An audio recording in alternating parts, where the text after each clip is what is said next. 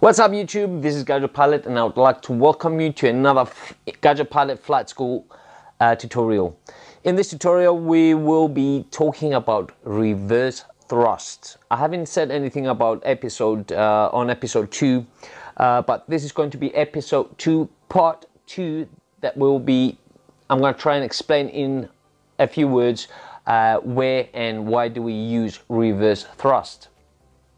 Okay, first of all, reverse thrust is a braking system on an aircraft, and it's one of the 3 brakes that are used on an aircraft, which is number 1 is the normal brake as on your car, for example.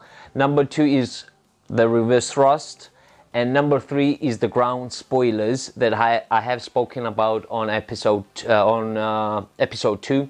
So you guys can go ahead on the link and press on the link and see episode 2 if you haven't. Today we're going to demonstrate the usage of reverse thrust.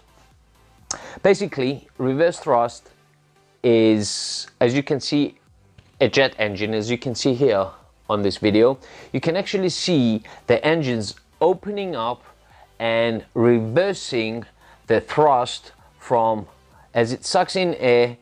Without the reverse thrust, the air goes right back and causes the aircraft to move forward. And when we apply reverse thrust, it reverses the direction of the thrust and helping it to go, pushing the air from the sides, as you can see on this jet engine, and the air just goes opposite its direction, causing the aircraft to stop without using any brakes. Then another usage of the reverse thrust is also, especially when an aircraft is about to land in really wet runways or even snow, using reverse thrust and no brakes, then the aircraft does not ski on the runway, because if it wasn't for the reverse thrust, then the aircraft would just go skiing on the runway and we could have had a massive accident. So this is how they use reverse thrust.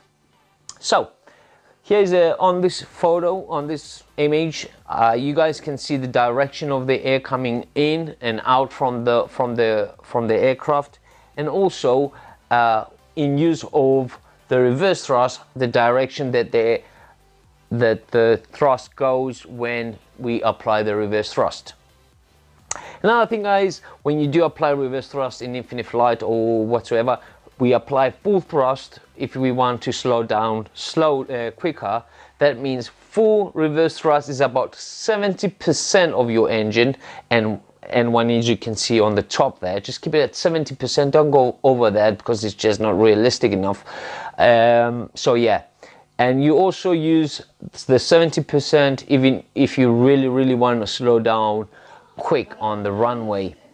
So yeah, for example, in infinite flight, if the ATC controller requests for you to expedite to get off the runway, and then you do really want to slow down quick and get off the runway because you might have another aircraft on final or whatsoever.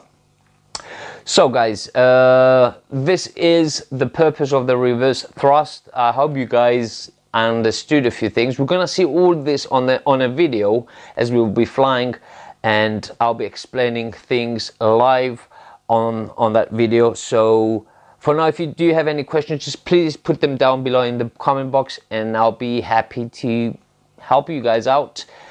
Stay tuned for the next Gadget Pilot video. For now, have a good day, guys. Take care. Bye bye.